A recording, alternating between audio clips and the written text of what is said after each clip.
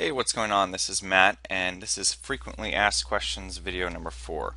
In this video, I'm going to be showing you how to create a search with Visual Basic for applications rather than using formulas or things like that. There's a couple advantages to using Visual Basic, one being that we don't have to have a bunch of formulas everywhere, and we don't have to maintain a bunch of formulas that look at our data set. The other thing that's great is that we can just keep adding on to our data set as well. If this is a growing table, we don't need to carry our formulas down to be at the last row or for the formulas to look down all of the rows. The way we're going to set up our VBA is it's going to do that automatically for us.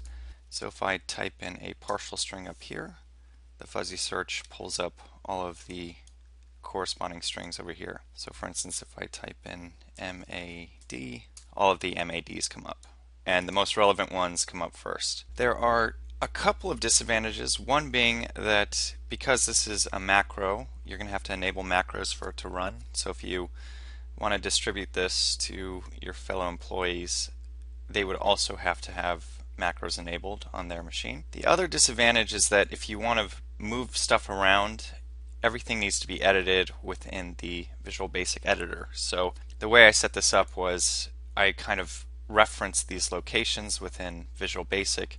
So if I were to move this around, I would also have to change my references in Visual Basic. So that may be one thing to consider. You may want to make it private, something like that, so if you are distributing this, people can't move stuff around and mess with it. The other great thing about this is that it's really fast. So even if my data gets really big, this works incredibly quick. It doesn't get exponentially longer as the data gets longer, like as it would with a formula method. So if I type in A, it pulls up all of the A's really quick, which is a lot of records. Anyway, I'll show you how we do that. It is going to be a lot of Visual Basic, and it's probably not a perfected version of what this could be. I did this in kind of a hurry. Okay, so the first thing you're going to do is create your search cell, which I am just going to place in B2. This is just formatting stuff. You can really format this any way you like. I just like to put a little border around there. And then the next cell is going to be a column switcher. So all I'm going to do here is go Alt A, VV, allow for lists.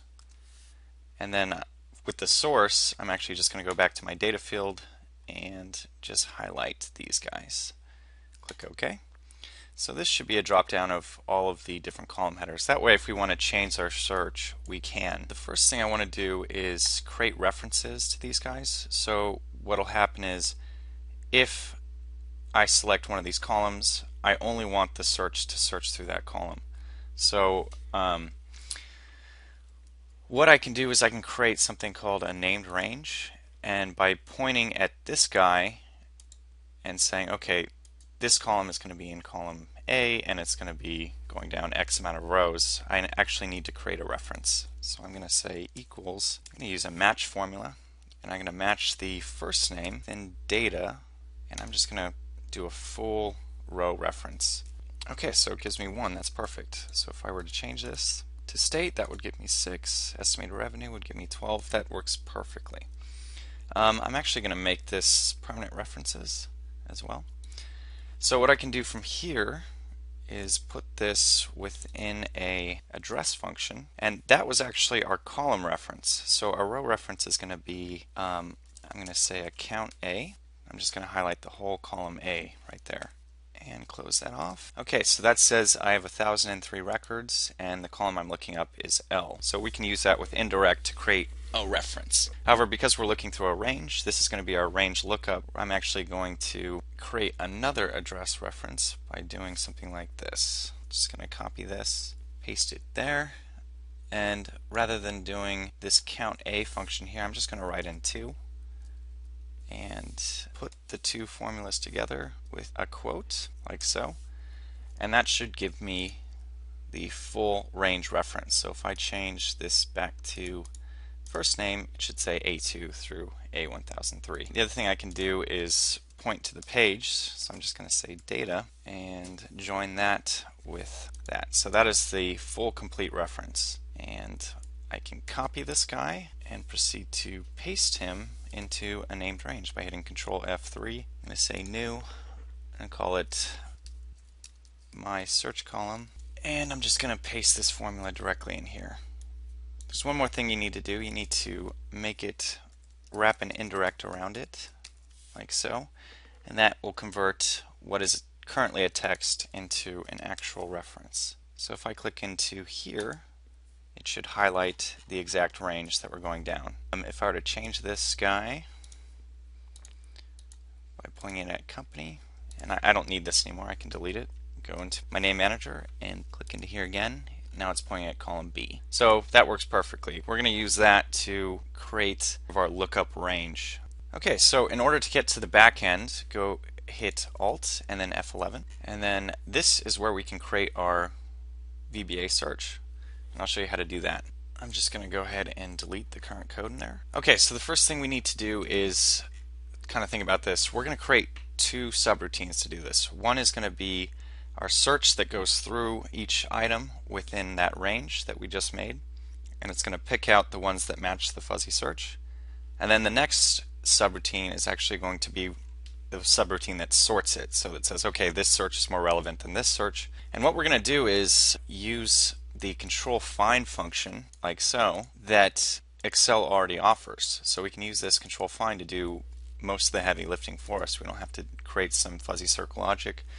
That Excel already comes with that. So the only logic we're going to create is the logic to resort the data and then place it where we want. Actually, there's one more thing we need to do before we can start creating the Visual Basic, and that's point to our search cell reference. So I'm just going to hit Control F3 and then create a new. I'm going to say my search cell, and I'm just going to point to this guy, and I'm going to reference this range in the Visual Basic. Okay. So now that we have my search column and my search cell, we're ready to get started. And you can hit Alt F11 to go to your Visual Basic editor.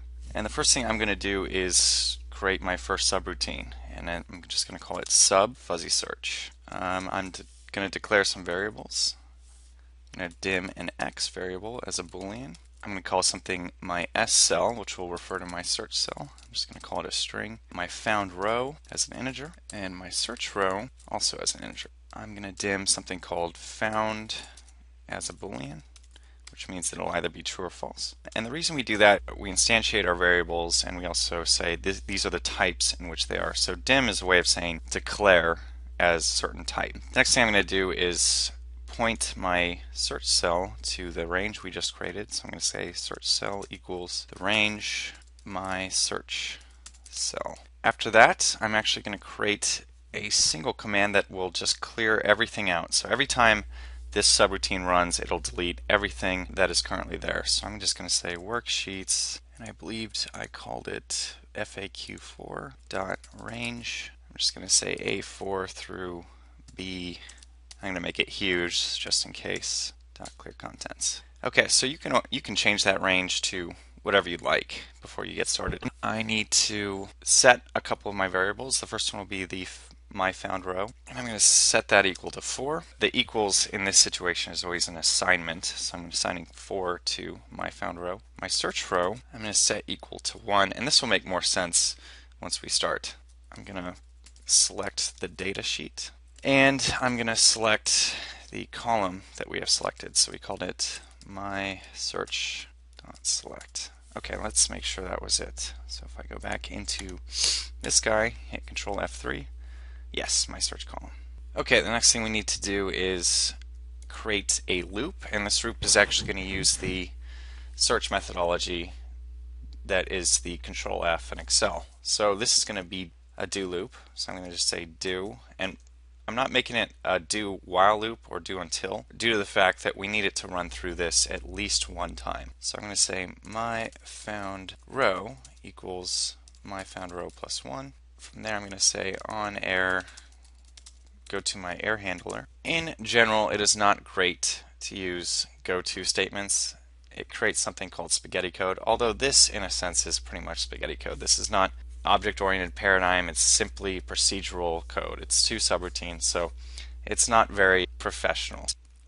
So I have to create a label for air handler, and I'm just going to throw it kind of down at the bottom. And you do that by saying air handler and then colon. And then so this is if this section hits an error, it'll go all the way down to here and carry out these last commands, whatever we set them to. So I'll do that later. And then I'm going to set my found, which is the Boolean, or the true or false. I'm going to say equals selection dot find after equals active cell lookin, and this is the default, but it'll be Excel formulas. And then I'm going to line break here. Look at Excel part. So this is like saying find partial match. My search order will be by the rows. My search direction will be XL next, and my match case will be false. Search format will also be false. Oops, I forgot a colon here. That's why I got that error. Okay, so that looks like that worked. The next thing I'm going to do is say if my active cell dot row is less than or equal to my search row, then I'm going to exit the do loop by saying exit do. Else, or you know what, I'm just going to say end if. Once I'm done with that, I'm going to say my search row equals active cell dot row, and then I'm going to say if found, then so I don't have to say if found equals something, because found is going to deliver me a true or false. So if the selection found something, found will be set to either true or false. So I can say if found, then worksheets FAQ4 dot range, and I'm going to say B, and then this is where we're going to use that other variable, my found row, equals the active cell. So if you're not dealing with column B, you need to change it to whatever column you're currently working on. One thing I'd like to point out is this line right here. It says if active cell dot row is less than or equal to my search row, then exit the do.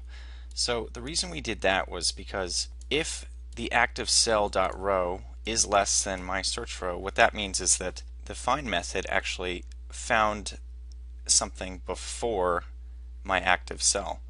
So because we've already done that and we don't want repeats in our collection, we actually just say if it's less than, then let's just exit the do and go to the next portion of this subroutine. Okay, so then I need to close off the do by saying loop, and I'm actually going to create a criteria for the loop. So I'm going to say loop while found.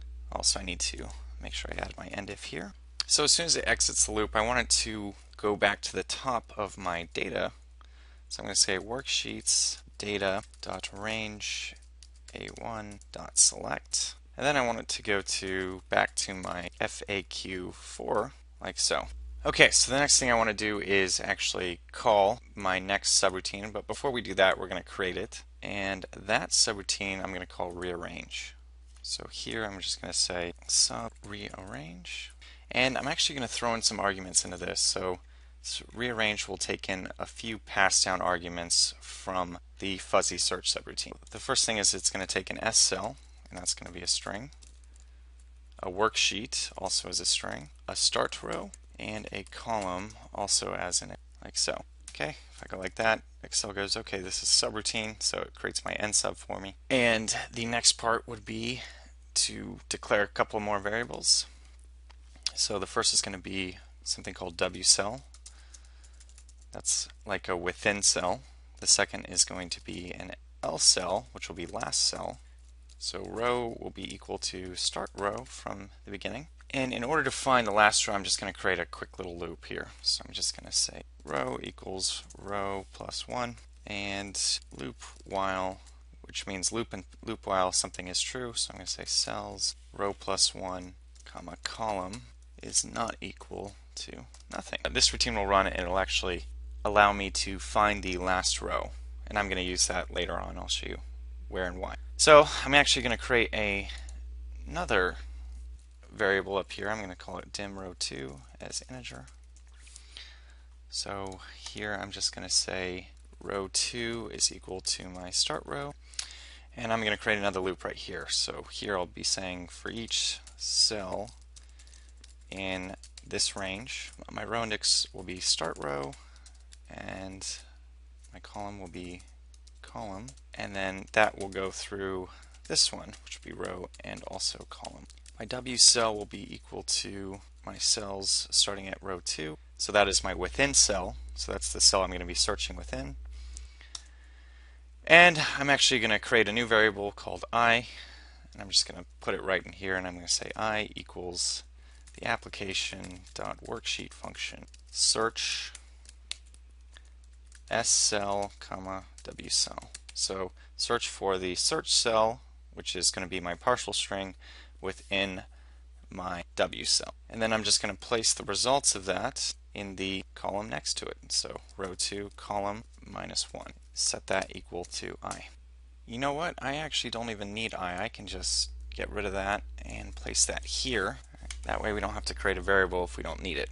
The next thing we need to do is make row 2 equal row 2 plus 1. So row 2 equals row 2 plus 1. And I can say next cell.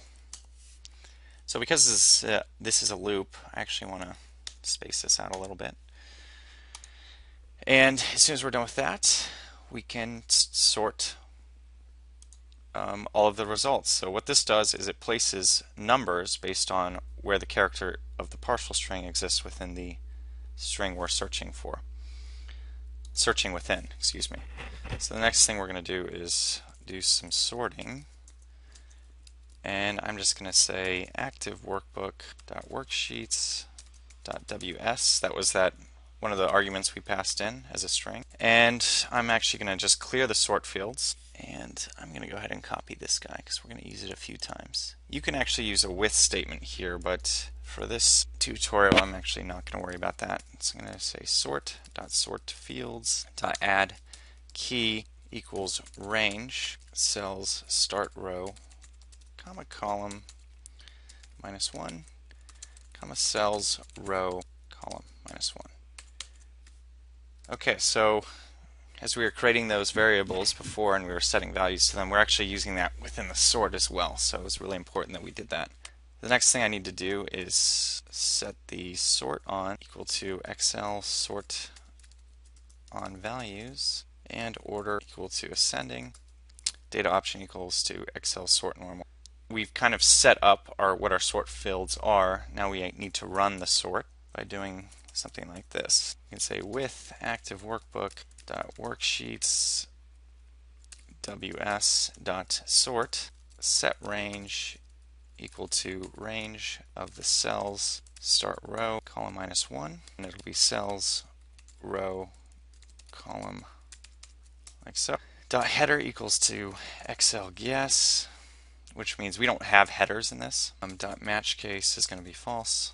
Dot orientation is going to be XL top to bottom. Dot sort method is equal to XL pin in, and then this is dot apply, so that carries out the method, and then I can say end sub. Okay, so now that our sorting rearrange sub is done, we actually need to call it from up here. So I'm going to go back up here, call rearrange, and our S cell is going to be S cell because we made that earlier. Our WS will be, I believe it'll be FAQ4. Our start row should be 5 because we want it to start at row 5 on the FAQ4 sheet, and our column will be 2 because we're doing it in column B. So I'm just going to call that, and now we can take care of the error handler. So on error we had this go to here, and this is the label for that. So I'm going to say worksheets.faq4.select, clear the contents, and I'm going to say cells 2,2.select, which is where we put the search itself. Okay, so now we can check it out and see if I made any mistakes, which I may have. We will see. So we are looking through company. Oh, you know what? There's one more thing we need to do. So we need to go back into this workbook. Not this workbook. We need to go into our sheets, which is FAQ4, and set up an event. So the event will be worksheet change, and I'm just going to actually copy this and place it here. So worksheet change by val target as range. So this is when we put a sub in here, it acts like an event handler. It's always set to private, and if target.address equals B2, then we're going to call fuzzy search, which, if you can remember, was here. That basically means if we leave edit mode of cell B2 in the FAQ4 sheet, this routine will start to run. I can do that, and then I'm just going to say else end if. Otherwise, don't do it. So literally every time I leave a cell, this little VBA event handler runs, and it says if target address equals B2, then do this, otherwise just leave. So now that that's done, I can check it out and see if I made any mistakes. So here it is. Oops, looks like I did. Okay, so what happened was it didn't like this address, and if we click into here, it's not working anymore. So one of the things you have to make sure you have to do when creating named ranges is actually make sure that they are permanent references. So make sure you have those dollar signs up, otherwise the references will change. So I'm just going to change this 9 to a 1 and hit F4 on both of those, and let's see if that worked. There we go. Okay, so that should work. Alright, more testing. Let's see if I can get it to work now. So I'm going to go FAQ4, go back to tests. Okay, so it looks like there was one more error. I put LX formulas instead of XL formulas. That's a big mistake. So I'm going to just type in XL formulas. And I need to respell place into false.